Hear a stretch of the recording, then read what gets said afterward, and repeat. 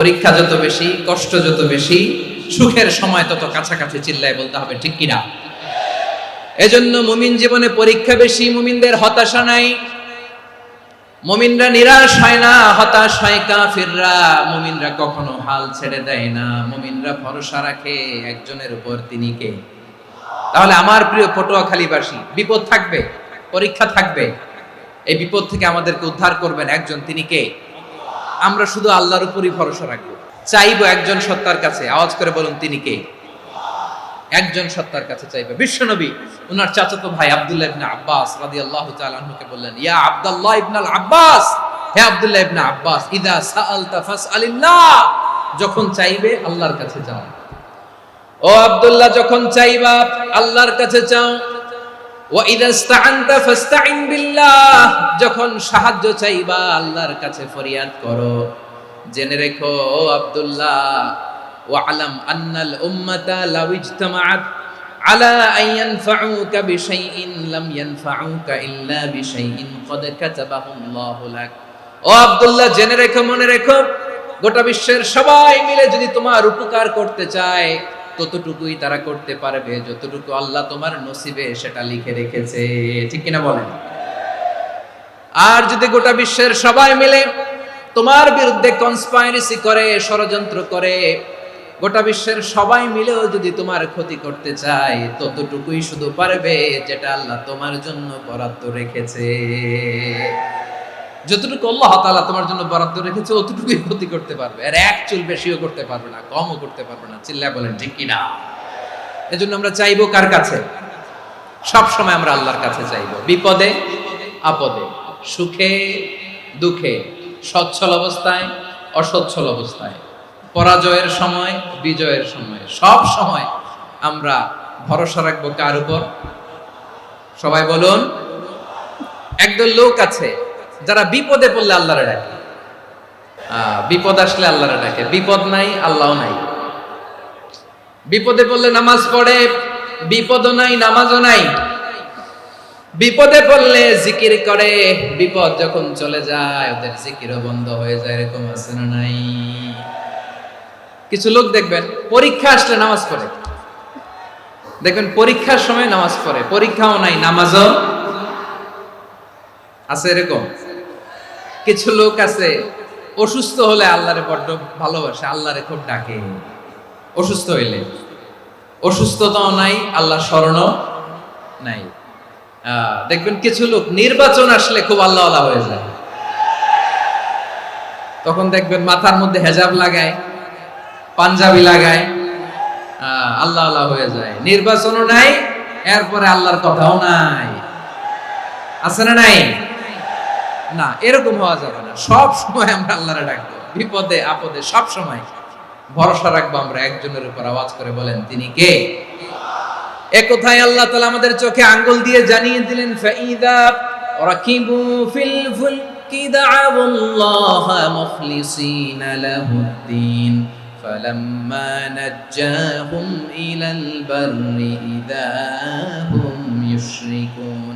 আল্লাহ বলে, একদল লোক আছে, তারা যখন নৌযানে চড়ে, জলযানে চড়ে, সাগরের মধ্যে যখন জাহাজে চড়ে, লঞ্চে চড়ে, তারা যখন তুফানের সম্মুখীন হয়, তখন তারা আল্লাহরে বড্ড বেশি ডাকে, একান্ত ভাবে ডাকে, বিশুদ্ধ চিত্তে ডাকে। আবার তুফান থেকে তাদেরকে সেফ জোনে নিয়ে, নিরাপদ জোনে নিয়ে যখন বন্দরে আমি আল্লাহ তাদেরকে ভিড়িয়ে দেই, ওই লোকগুলো আবার আমি আল্লাহর সাথে শিরিক করে। এরকম আছে না নাই? জাহাজে উঠছে, সাগরের মাঝখানে তুফান, ওই সময় দেখবেন আল্লাহ কারে কয়। এই কথা তো আপনাদেরকে বোঝানো সহজ, আপনারা তো নদীর দেশের মানুষ। আচ্ছা, লঞ্চে উঠে তুফানের সম্মুখীন হয়েছেন, জলোচ্ছ্বাস, সবাই, আমার বলার দরকার নাই, বলেন, মাঝ নদী, তুফান, জলোচ্ছ্বাস, জলের মধ্যে উচ্ছ্বাস, ঢেউ, টর্নেডো, সাইক্লোন, মেঘের ঘনঘটা, পরিবেশ ঘুটঘুটে অন্ধকার, লঞ্চ একবার এদিকে আরেকবার ওইদিকে, ভিতরে কি অবস্থা হয় বলেন তো? তখন মুসলিমও আল্লাহর ডাকে, হিন্দু আল্লাহর ডাকে, ঠিক কিনা বলেন? আস্তিক আল্লাহর ডাকে, নাস্তিক আল্লাহর ডাকে, ঠিক কিনা? লঞ্চের ভেতর, স্টিমারের ভেতর কান্নার রোল পড়ে যায়, চিৎকারের রোল পড়ে যায়, সবার মুখ দিয়ে শুধু একটা আওয়াজ, লা ইলাহা লা ইলাহা লা ইলাহা সুবহানাল্লাহ আলহামদুলিল্লাহ লা ইলাহা। আল্লাহ নামের জিকির করবে যারা, আল্লাহর কাছে প্রিয় তারা, আল্লাহর কাছে প্রিয় যারা, জান্নাতে প্রবেশ করবে তারা, জোরে লা ইলাহা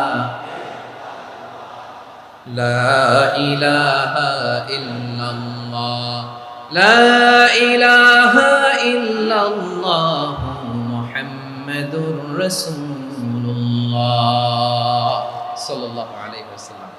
আমার প্রিয় পটুয়াখালীবাসী, তাহলে লঞ্চের ভেতরে যখন আমরা তুফানের মধ্যে পড়ি, তখন সবাই মিলে আমরা একটা নামের জিকির করি। নামটা কার? মুসলমানেরাও ডাকে, হিন্দুরাও ডাকে, আস্তিকও ডাকে, নাস্তিকও ডাকে, সবাই ডাকে একজনকে। তিনি কে? আবার দেখবেন ওই আল্লাহ তুফানের পরে, ঝড়ের পরে ওই লঞ্চটাকে যখন সদর ঘাটে ফিরিয়ে দেয়, আবার আমরা নাফরমানি শুরু করে দেই। সে কোথায় আল্লাহ বললেন, ফাইদা রাকিবু ফিল ফুলকি দা'আল্লাহ মুখলিসিনা লাহুদ্দিন ফালাম্মা নাজ্জাহুম ইলাল বাররি ইযা হুম ইউশরিকুন। সাগরে যখন তুফানে পড়ে আমি আল্লাহর ডাকে, আবার আমি আল্লাহ যখন বাঁচিয়ে দেই, আবার আমি আল্লাহর সাথে শিরিক শুরু করে। আমরা কি এরকম হতে চাই নাকি? বিমানের মধ্যে মাঝে মাঝে দেখবেন যে এয়ার টার্বুলেন্স হয়, জানেন? এয়ার টার্বুলেন্স জানেন তো? মাঝে মাঝে বিমানটা বাউন্সিং করে, বাম্পি, ভেরি বাম্পি ওয়েদার। শুনেন নাই? 40,000 ফিট উপরে যখন থাকে, তখন পাইলট মাঝে মাঝে বলে, dear passengers, ladies and gentleman, right now we are flying 40,000 feet above the ground and we are passing very air turbulence, very heavy air turbulence right now. Please fasten your seat belts. দেখবেন মাঝে মাঝে বলে যে, ভদ্র মহিলা, ভদ্র মহোদয়গণ, আমরা 40,000 ফিট উপর দিয়ে যাচ্ছি আর এয়ার টার্বুলেন্স ফেস করছি, মেহেরবানি করে আল্লাহর রাস্তে সিট বেল্ট বাঁধুন। তখন বিমানটা এরকম বাউন্সিং করে, শেকিং করে। আপনারা মুখোমুখি হয়েছেন? ইদানিং এই এয়ার টার্বুলেন্স বেড়ে গিয়েছে। গত বছর আমার ইন্টারন্যাশনাল অনেকগুলো ফ্লাইট ছিল, তো আমি দেখলাম যে আগের ফ্লাইটগুলোর তুলনায় এখন এয়ার টার্বুলেন্স খুব বেশি। আমি একটু রিসার্চ করে দেখলাম, ক্লাইমেট চেঞ্জের কারণে, জলবায়ু পরিবর্তনের কারণে আকাশের বাতাসের মুভমেন্টে পরিবর্তন হয়েছে, ফলে এখন বিমান শেকিং করে বেশি, বাউন্সি, বাম্পি ওয়েদার। তো বলেন তো, 40,000 ফিট উপরে যখন আপনি, কয় হাজার ফিট? 40,000 ফিট উপরে যখন আপনি, তখন যখন বিমানটা এরকম বাউন্সিং করে, সবাই যখন ভমিটিং করে বিমান নষ্ট করে দেয়, বমি করে, তখন বাঁচানোর কে আছে আল্লাহ ছাড়া? কেউ আছে? ওই মুহূর্তেও সবাই মিলে একজনের ডাকে আওয়াজ করে বলেন, তিনি কে? মাঝে মাঝে কিছু সোশ্যাল মিডিয়ায় কিছু ভিডিও পাওয়া যায় যে হেভি যখন এয়ার টার্বুলেন্স হয়, 10 সেকেন্ড 15 সেকেন্ডের কিছু ভিডিও পাওয়া যায়, বিমানটা এরকম বাউন্সিং করছে, বাম্পি ওয়েদার, কাঁপছে, মানুষগুলো বমি করছে, অক্সিজেন মাসগুলো সব ঝুলে পড়েছে, বিমানটা শুধু কাঁপছে। তখন দেখবেন বিমানের ভেতরেও এরকম লঞ্চের মতো চিৎকার আছে না নাই? বিমানের ভেতরেও তখন চিৎকার। গত বছর হিথ্রো এয়ারপোর্ট থেকে সিঙ্গাপুর এয়ারলাইন্সের একটা ফ্লাইট, হিথ্রো টু চাঙ্গি, একটা ফ্লাইটে এমন বেশি এয়ার টার্বুলেন্সের শিকার হয়েছিল ওই এয়ারক্রাফটটা, 33 জন যাত্রী সেখানে আহত হয়েছে, একজন যাত্রী নিহত হয়েছে। কেবিন ক্রুজ, এয়ার হোস্টেস যারা আছে, একজনের নাক ফেটে, চোখ ফেটে, কপাল ফেটে, ব্লিডিং হয়ে শয়লা। প্রিয় ভাইয়েরা, 40,000 ফিট উপরে বিমানটা যখন কাঁপবে, তখন আমাদেরকে আল্লাহ ছাড়া আর কেউ বাঁচানোর আছে? এত আস্তে বললে হবে?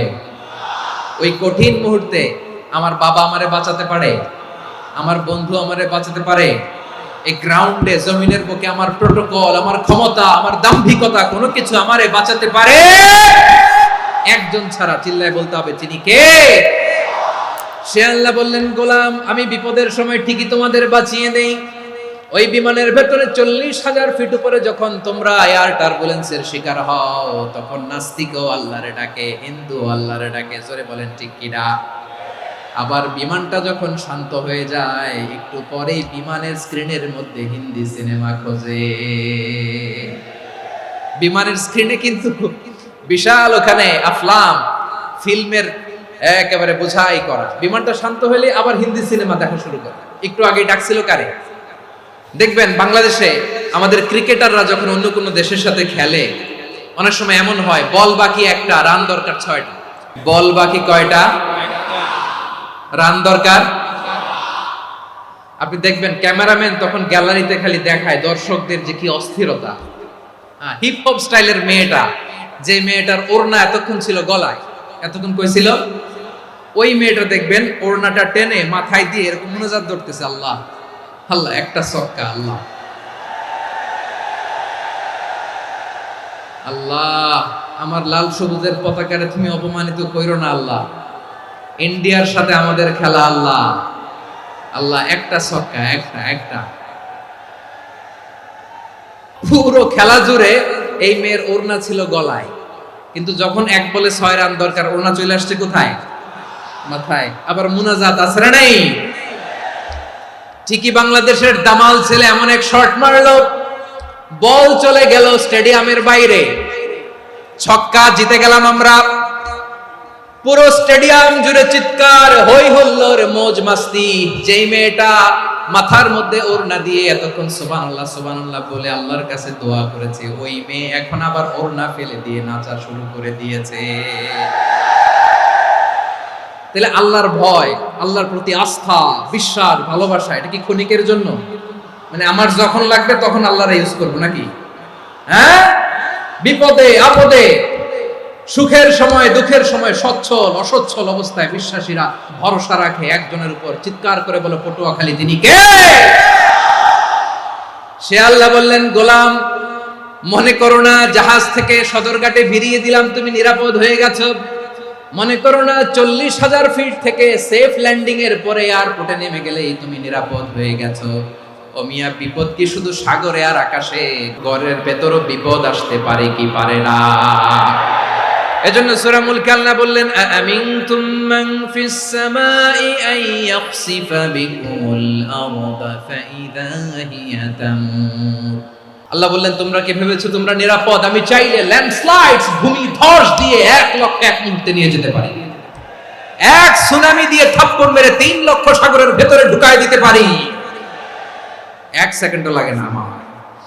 أم أمنتم من في السماء أن يرسل عليكم حاصبا فستعلمون كيف نذير। আল্লাহ চাইলে আকাশ থেকে পাথর বৃষ্টি নাজিল করতে পারেন কি পারেন না? এই মুহূর্তে এখানে ভূমিকম্প দিতে পারেন কি পারেন না? আচ্ছা, ভূমিকম্প যখন হয় আমাদের কারো হুঁশ থাকে? আপনি মনে করছেন আমরা সাধারণ মানুষ, আমরা দৌড় দেই, আর প্রেসিডেন্ট প্রধানমন্ত্রী ওনারা বুঝি খাটে শুয়ে থাকে? ভূমিকম্প, আর্থকোয়েক যদি হয়, বাঁচার জন্য আমরা কি করি? হয় খাটের তলায়, ডাইনিং টেবিলের নিচে, উপরে শক্ত কিছু আছে এটার নিচে, অথবা ঘর থুইয়া দেও দৌড়। তো প্রধানমন্ত্রী উনি কি করে? প্রেসিডেন্ট উনি কি করে? হ্যাঁ, উনি খাটের মধ্যে যে শুয়ে থাকে নাকি? উনিও দৌড়, সাধারণ মানুষও দৌড়, প্রধানমন্ত্রীও দৌড়, বাড়িওয়ালাও দৌড়, ভাড়াটিয়াও দৌড়, সবাই দৌড়। নাকি ভাড়াটিয়ারা বাড়ি থুইয়া দৌড়, বাড়িওয়ালারা আর বেরোয় না? এরকম না। তাহলে যে কোনো মুহূর্তে ভূমিকম্প দিয়ে নাস্তানাবুদ করতে পারে কে? আমার প্রিয় ভাইয়েরা, আমরা নিরাপদ নই, আমরা তার দয়ায় বেঁচে আছি। কার দয়ায়? এজন্য আল্লাহ বললেন, গোলাম যে কোনো মুহূর্তে বিপদ দিয়ে তোমাদেরকে নাস্তানাবুদ করতে পারি। বিশ্বাসী বলে যদি নিজেকে দাবি করো, সব সময় ডাকতে হবে একজন সত্তাকে। বলেন তিনি কে? আপদ থেকে, পরীক্ষা থেকে, ক্যালামিটি থেকে আমাদেরকে কেউ বাঁচাতে পারে না একজন সত্তা ছাড়া। আবারও বলেন তো তিনি কে? এবার আমরা দেখি বিষ্ণু ঈসা ইসলামের জীবনে বিপদ আপদ ছিল কিনা। উনি বিপদ আসলে কিভাবে ডিল করতেন, বিপদ আসলে কোন দোয়া পড়তে হয়, কিভাবে ফরিয়াদের হাত উত্তোলন করতে হয়, কিভাবে রবের দরবারে নতজানু হয়ে ফরিয়াদ করতে হয়, এটা জানার দরকার আছে না নাই? আসুন আমরা বিষ্ণু নবীর জীবনী থেকে দেখি বিপদ আসলে উনি কি করতেন। বিপদ আসলেই প্রথমে বিশ্বনবী সাল্লাল্লাহু আলাইহি ওয়াসাল্লাম একটা দোয়া পড়তেন। তিনি পড়তেন ইন্না লিল্লাহি ওয়া ইন্না ইলাইহি রাজিউন। নিশ্চয় আমরা আল্লাহর জন্য, নিশ্চয় আমরা কার দিকে ফিরবো ভাই? আবার কার দিকে ফিরবো? আওয়াজ করে বলুন তো, আমরা এসেছি কার কাছ থেকে, আবারও ফিরে যাব কার কাছে? এজন্য বিশ্বনবী পড়ছেন ইন্না লিল্লাহি ওয়া ইন্না ইলাইহি রাজিউন। নিশ্চয় আল্লাহর জন্য, ওই আল্লাহর দিকেই আমরা ফিরে যাব। তারপরে বিশ্বনবী পড়তেন আল্লাহুম্মা আজুরনি ফি মুসিবাতি ওয়াখলুফ লি খায়রাম মিনহা। একসাথে প্রথমে পড়তেন ইন্না লিল্লাহি ওয়া ইন্না ইলাইহি রাজিউন, তারপর পড়তেন আল্লাহুম্মা আজুরনি ফি মুসিবাতি ওয়াখলুফ লি খায়রাম মিনহা। মানে আল্লাহ, এই যে আমি বিপদে ধৈর্য ধারণ করলাম, এটার সব তুমি আমারে দাও, আর যেটা হারালাম এর চেয়ে ভালো কিছু দিয়ে মেকআপ করে দিও, ভালো কিছু দিয়ে বদল করে দিও। সুবহানাল্লাহ পড়েন। তাহলে বিপদ আসলে আমরা কি পড়ব? এদেশে পরস্পরে দেখা হলে দেয় সালাম, এদেশে আমজনতার হৃদয় জুড়ে পাক কালাম, এদেশে বিপদ এলে সর্বজনে সর্বক্ষণে দোয়া পড়ে ইন্না লিল্লাহ। কি পড়ে? সুবহানাল্লাহ সুবহানাল্লাহ সুবহানাল্লাহ সুবহানাল্লাহ। এদেশে আজান শুনে সূর্য ওঠে শহর গ্রামে, এদেশে আজান শুনে সূর্য ডুবে সন্ধ্যা নামে, এদেশে সকল কাজে সবাই বলে বিসমিল্লাহ, এদেশে ভালো কিছু দেখে শুনে হাসি মুখে সবাই বলে মাশাআল্লাহ। তাহলে বিপদ এলে আমরা কি পড়ি? তাহলে বিপদ এলেই আমরা এখন থেকে ইন্না লিল্লাহ পড়ব, নাকি হাই হুতাশ করবেন? একদল আছে হাই হুতাশ করে, হায় আল্লাহ রে মোর কি হইল রে, মই কি হরমু রে, মই কমবে জামু রে, এরকম বিলাপ করতে নিষেধ করেছেন বিশ্বনবী। কি করব, কই যাব, কি হবে, হায় হায়, এরকম হাহুতাশ আছে না? নাই। বিশ্বাসীরা হাহুতাশ করে না, তারা ইন্না লিল্লাহ পড়ে। কি পড়ে মনে থাকবে? আমরা পড়ব ইন্না লিল্লাহি ওয়া ইন্না ইলাইহি রাজিউন। নিশ্চয় আমরা আল্লাহর জন্য, আমরা আল্লাহর দিকেই ফিরে যাব। এরপর পড়ব আল্লাহুম্মা আজুরনি ফি মুসিবাতি ওয়াখলুফ লি খায়রাম মিনহা। আল্লাহ, আমি যে বিপদে ধৈর্য ধারণ করলাম এটার সওয়াব দিও, আর যা হারালাম তার চেয়ে ভালো কিছু দিয়ে বদল করে দিও। সুবহানাল্লাহ পড়েন। বিশ্ব নবীর হাদিস শুনলেন উম্মে সালামা রাদিয়াল্লাহু তাআলা আনহা। ওনার স্বামী হলো আবু সালামা। মজার ঘটনা খেয়াল করে শুনেন। সাইয়্যিদাতুনা উম্মে সালামা রাদিয়াল্লাহু তাআলা আনহা, ওনার স্বামীর নাম আবু সালামা। শ্রেষ্ঠ দম্পতি, শ্রেষ্ঠ ফ্যামিলি। প্রথমে হিজরত করেছিলেন হাবাসায়, পরে হিজরত করেছেন মদিনায়। উহুদ যুদ্ধের পরে ওনার স্বামী আবু সালামা ইন্তেকাল করলো, শহীদ হলো। সুবহানাল্লাহ পড়েন। যখন আবু সালামা ইন্তেকাল করলো, উম্মে সালামা রাদিয়াল্লাহু তাআলা আনহা কেঁদে কেঁদে হয়রান। আর নবীর শিখানো বাণী অনুযায়ী তিনি বারবার পড়ছিলেন ইন্না লিল্লাহ। কি পড়ছিলেন? ইন্না লিল্লাহ। যেহেতু বিশ্বনবী বলেছেন কেউ যদি বিপদের প্রথম ধাক্কায় পড়ে ইন্না লিল্লাহি ওয়া ইন্না ইলাইহি রাজিউন, আল্লাহুম্মা আজুরনি ফি মুসিবাতি ওয়াখলুফ লি খায়রাম মিনহা, তাহলে এই